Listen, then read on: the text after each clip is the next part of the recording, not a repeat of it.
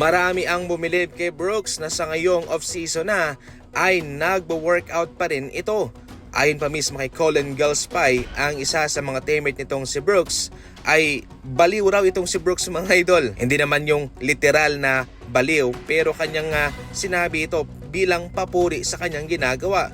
Dahil kahit na off-season, kahit na pwede naman sila magpahinga muna, ay patuloy pa rin pong nagwa-workout itong si Brooks at nagsasanay sa kanyang mga skills. Ayon pa mismo kay Brooks, totoo na nagsimula na ang off-season para sa kanila, pero nais niya lang na panatilihing nasa maganda itong kanyang momentum. Ipinagpapatuloy niya itong kanyang momentum na ito, kaya patuloy pa rin siya nagpa-practice, nag-workout kahit na off-season na para sa kanila. Samantala, nilolowball di umano nitong new owner ng Portland Trail Blazers na si Tom Dundon itong kanilang interim head coach na si Coach Thiago Splitter. Ayon sa impormasyon mga idol at sa report, nais raw kasing bigyan ni Tom Dundon ng mababang sahod itong si Thiago Splitter.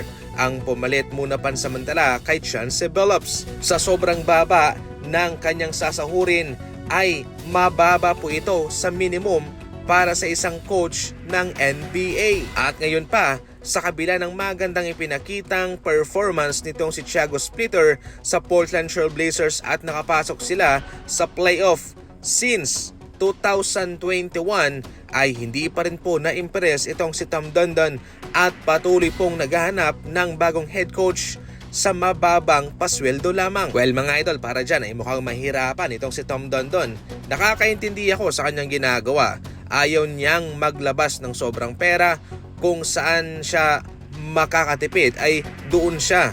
Pero kung lilimitahan niya ang kanyang budgeting sa head coach, ay siguradong mahihirapan siya.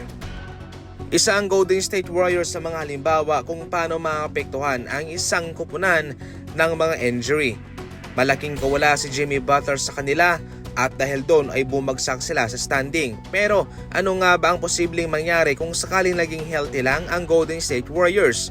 Ayon sa AI, ang Golden State Warriors ay makakatungtong ng pang-5 posisyon o pang-4 kung healthy lang si Jimmy Butler, Stephen Curry, Draymond Green, at syempre, sasamahan mo pa ng isang Kristaps Porzingis. Hindi naman po naghahanap ng palusot ang Golden State Warriors, pero ito lamang base sa kung ano ba ang posibleng mangyari kung sakaling sila'y naging healthy. Hindi may tatanggi na iba na sa ngayon ang Golden State Warriors. Malakas yung kanilang starting lineup, pero yung kanilang mga second unit ay hindi ganong malakas.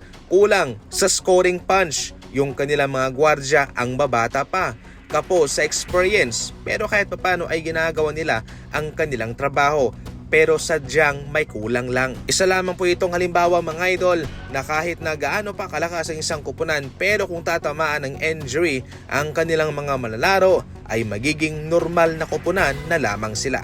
Kaya mas mahalaga na panatilihing healthy ang kanilang katawan at para maiwasan ang mga gantong pangyayari.